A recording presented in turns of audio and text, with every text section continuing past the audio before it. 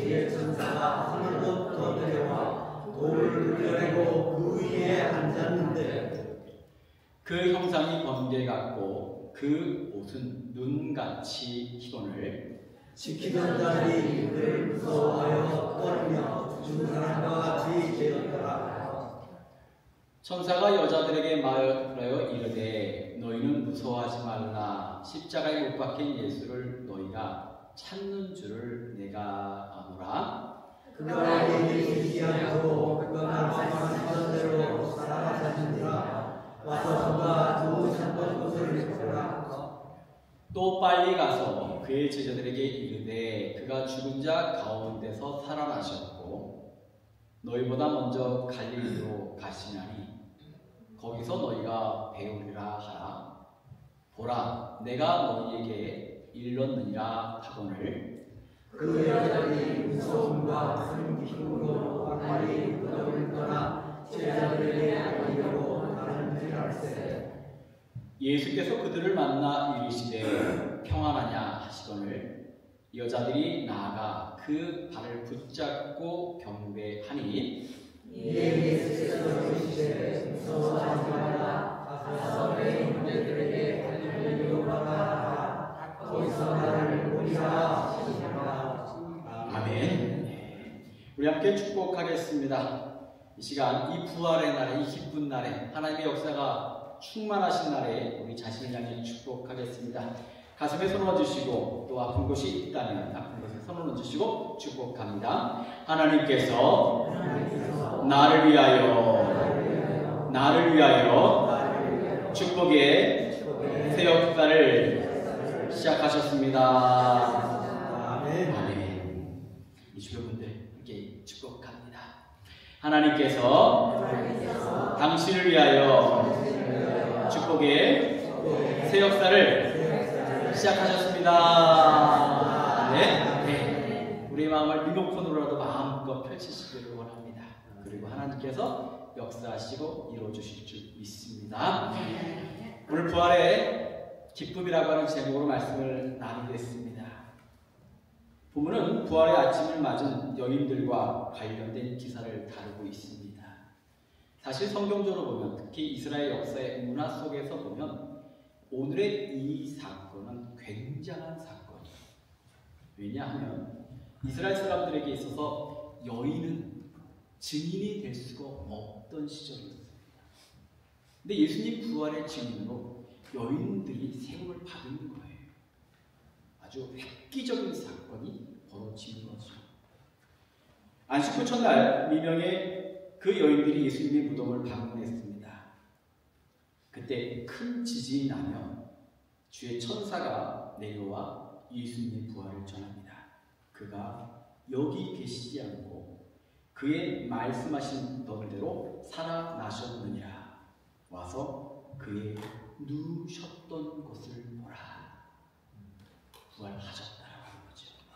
빈 무덤을 그녀들에게 말했습니다. 그때 여인들의 마음 상태, 감정의 상태를 성경은 이렇게 이야기하고 있습니다. 8절을 보니까 무서움과 큰 기쁨으로 무덤을 빨리 떠난다. 한번 상상해 봤습니다. 제가 그 자리에 있어서 천사로부터 예수님의 부활의 소식을 들었다면 나는 어떻게 했을까? 소리를 질렀을 것 같아요. 춤을 췄을 것 같아요. 우리의 주님 말씀대로 부활하셨네? 그런데 그녀들은 첫 번째 느낀 감정이 두려움이었다는 거예요. 그리고 기쁨이었다고 하는 겁니다. 오늘 이 말씀을 통해서 우리 자신을 돌아보고 우리의 신앙을 이 부활절에 하나님의 능력 가운데 개혁하고 새로워지기를 소망하며 주신 은혜를 나누고자 합니다. 첫째로 오늘 이렇게 선포합니다. 반신반의는 불신앙이다. 이 반신반의 한자 의미대로 말하면 이겁니다. 반은 믿고 반은 안 믿는다. 얼마쯤 믿지만 또 얼마쯤은 안 믿는다라고 하는 얘기죠. 그럼 여러분에게 묻습니다. 반신반의는 믿는 겁니까? 안 믿는 겁니까?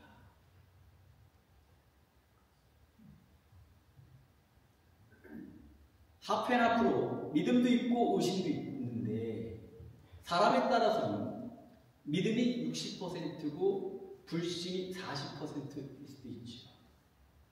혹자는 믿음이 90%인데 10%의 불신을 있는 경우도 있습니다. 여기 계신 분들은 적어도 90% 이상의 신앙을 갖고 있다고 생각합니다. 근데 의심이 아무것도 없어야 말하는 사람도 자신 있게 말할 수 있는 사람도 없을 거예요. 그런데 묻습니다. 그것이 반이 되었든 42%가 되었든 30이 되었든 그것이 내 안에 있을 때 여러분은 정말 믿고 있는 겁니까? 불신합니까?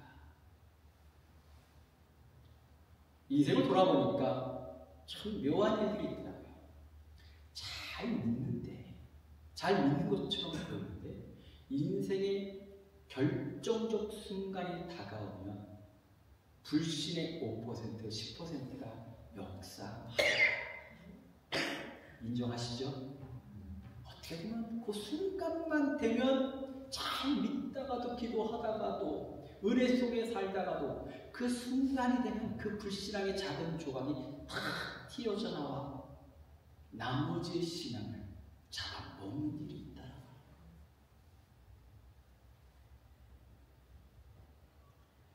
아브라함과 사라의 웃음이라고 하는 그 문장을 한번 생각해 보려고 합니다. 사람이 웃는다라고 하는 것은 굉장히 좋은 이야기예요. 여러분 부활절이고 설교라 다들 얼굴들이 너무 진지한데 저에게 미소 한번 날려주세요. 웃는 거 굉장히 좋은 거예요. 근데 웃음 중에는요 이런 웃음도 있더라고요. 어이가 없어서 웃는 웃음, 비웃음도 있어요.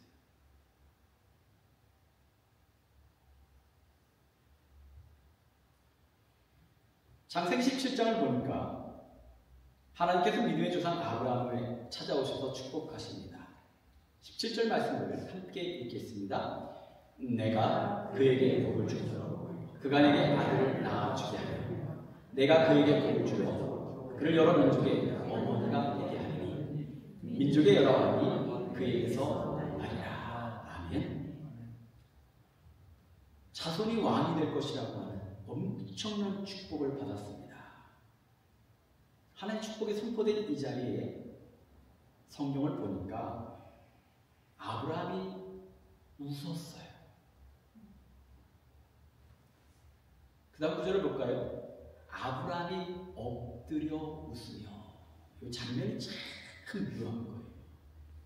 하나님 앞에 대놓고는 웃지 못하고 엎드려갖고 숨어서 지금 웃고 있는 거예요. 여러분 그런 경우 있죠? 가끔 면접 앞에서 웃을 수 없으니까 웃음을 막 등을 돌리고 웃는다든지 그런 상황이 된 거예요. 그러면서 마음속으로 이르되 백세나 된 사람이 어찌 자식을 낳을까? 그뿐이 아닙니다. 사라도 이런 얘기를 합니다. 사라가 속으로 웃고 이르되 내가 노쇠하였고 내 주인은 늙었으니 내게 무슨 즐거움이 있으리요. 사람에게 웃음은 분명히 좋은 거지만 아브라함과 사라의 이 순간의 웃음은 기쁨의 웃음이 아닙니다. 긍정적인 웃음이 아니에요. 불신의 웃음입니다. 좀 더 적나라하게 말하면 간 하나님을 비웃는 비웃음이었다. 그러나 아브라함이 그렇게 믿음 없는 사람이었던가요? 하나님의 말씀을 따라 본토 친척 아비 집을 떠났던 믿음의 소유자입니다. 본토 친척 아비 집을 떠난다는 것이 얼마나 힘든 일인지 몰라요. 저는 이 본토 친척 아비 집을 떠났다. 최근에 캐나다에서 이 미국으로 넘어오기까지 정말 수많은 일들이 있었잖아요. 이 국경만 넘어오는 되는 것이 아니라 참 많고 많은 일들이 있습니다. 아브라함은 대단한 믿음의 소유자입니다. 그런데 그런 그에게도요 반신반의가 있었다는 거예요. 인간의 한계를 뛰어넘고 이해할 수 없는 하나님의 축복 앞에서 그는요 5% 10%의 작은 불신의 조각들이 띄어져 나왔던 거죠. 우리에게는 누구나 아브라함과 사라의 웃음이 있어요. 불신의 웃음이 있다. 전사를 통하여 예수님의 부활을 들었던 여인들의 마음에 생겼던 두려움은 어떤 것인가? 목사님 받은 이런 겁니다. 믿음 없음이 드러나는 것에 대해서 두려워진 거예요.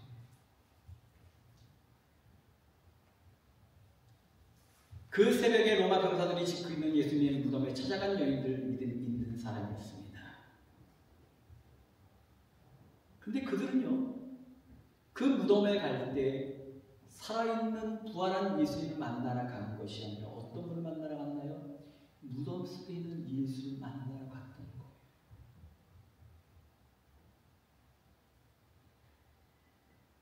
그러나 예수께서 살아계시는 동안, 공생의 기간 동안 예수님은요, 무려 4번에 걸쳐서 3일 만에 부활할 것을 이미 그 제자들에게, 여인들에게 말씀하셨습니다.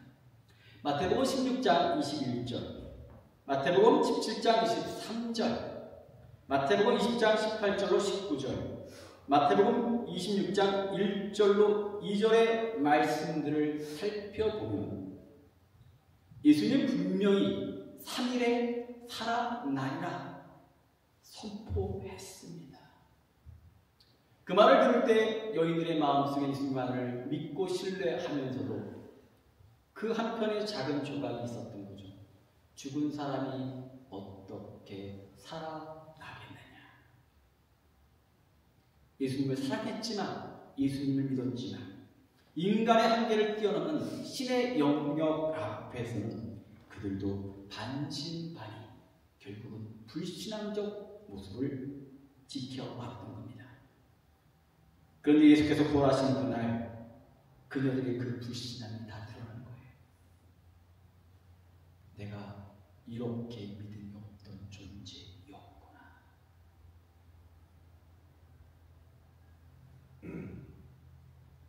양과 염소를 구별하시냐 말씀하셨고, 천국과 지옥을 말씀하셨던 예수님 말씀을 깨달았던 그들, 믿음이 없는 그 자신을 보며 그들이 두려움을 느꼈던 거예요.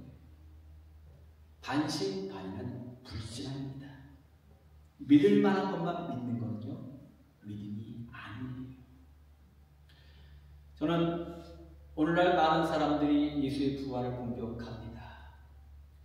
교회를 다니는 사람, 많은 사람들이요, 부활 신앙을 부정한다고 합니다. 반신반의의 신앙인들이 대부분이라고 합니다. 저와 벤출학교에 속한 모든 성도는 이 부활에 예수께서 부활하셨음을 반신반의가 아니라 100% 믿는 저희 교회와 성도가 되기를 간절히 축원합니다. 조금의 의심도 없이 예수께서는 죽음을 이기시고 부활하셨습니다. 그렇게 우리가 얘기해드리는 거예요. 두 번째로, 두려움과 기쁨의 간격을 회개로 채워야 합니다. 반신반의의 신앙은 그녀들로 하여금 부활의 소식이 두려움을 먼저 느끼게 합니다. 믿음 없음이 드러났기 때문인 거죠. 그렇다면 한번 여쭙고 싶습니다. 부활의 소식이 이렇게 좋은데, 이렇게 기쁜 소식인데, 이렇게 희망적 소식인데 두려움으로 끝나길 원하십니까? 저는 목사로서 지난 한 주간도 회개에 대한 말씀을 나누었고 회개를 자주 이야기합니다. 여러분을 정지하기 위해서 그런 걸까요? 아닙니다. 여러분을 축복하기 위해서 그런 거예요. 목사는 성도를 축복하기 위해 불렀습니다. 그러나 축복만 한다면 그건요, 무당이 되는 거예요. 세상적 축복들은 아무런 조건도 없고 회개도 없고 삶의 변화도 없이 그저 재물만 잘 바치면 신이 잘해줄 거라, 그렇게 사람들을 현혹합니다. 그러나 저는 하나님께 부름받아 여러분의 담임 목사로 세운 그 순간 여러분에게 참된 축복을 선포하기 원합니다. 그 축복은 바로 그리스도의 보혈을 믿고 그 앞에 눈물로 회개하는 자만이 하나님의 자녀가 되는 은혜가 있다는 겁니다. 두려움과 기쁨에는 간격이 있어요. 깊은 골이 있습니다. 그 간격은 오직 회개로 채우셔야 합니다. 지난 한 주간 동안 회개행전이라는 주제로 인간들의 죄악을 분석하고 살펴보았습니다. 분노, 질투, 탐식, 게으름, 정욕, 우리 삶에 흔하디 흔한 것들이 죄와 너무나도 밀접한 관계를 갖고 있습니다. 그저 밥 한 끼 배부르게 배 터지게 먹은 것이 뭐가 죄냐고 말할 수 있지만 그 안에 죄가 있더라고요.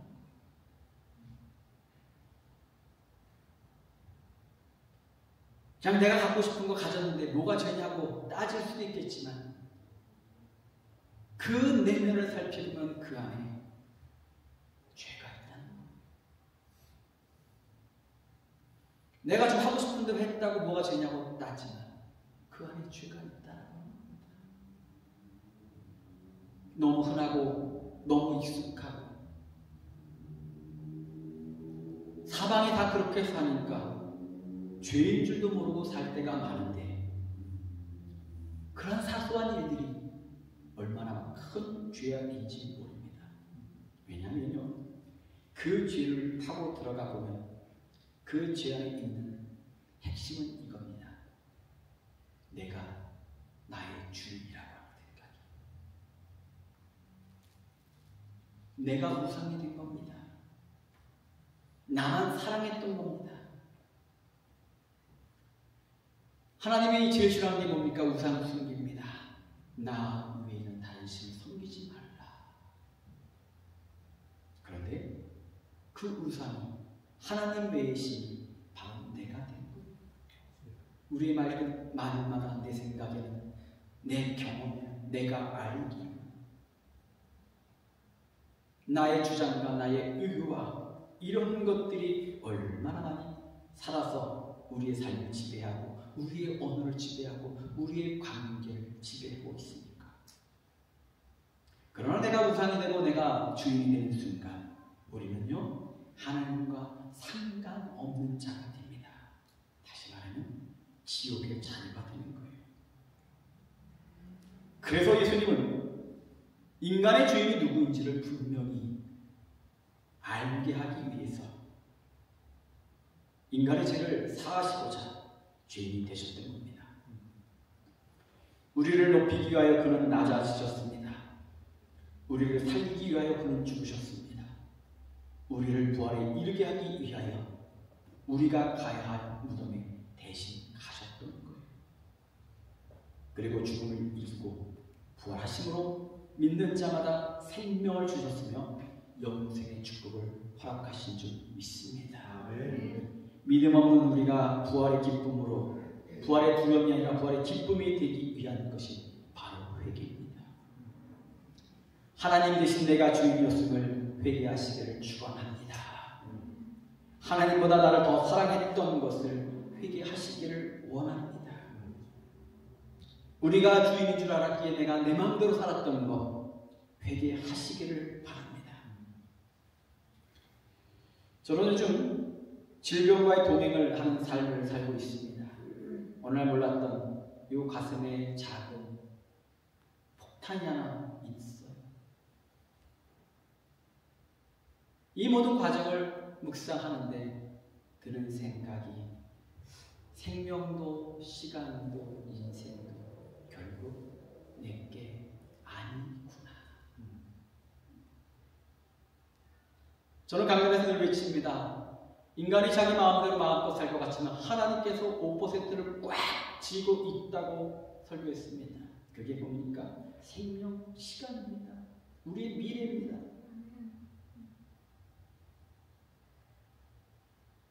최근에 전요, 제가 외쳤지만 선포했지만 더 더더욱 그 말씀이 실감되고 그 말씀이 진리라고 확신하게 됩니다. 고로 내리는 결론이 이겁니다. 나의 주인 하나님이시다. 아멘.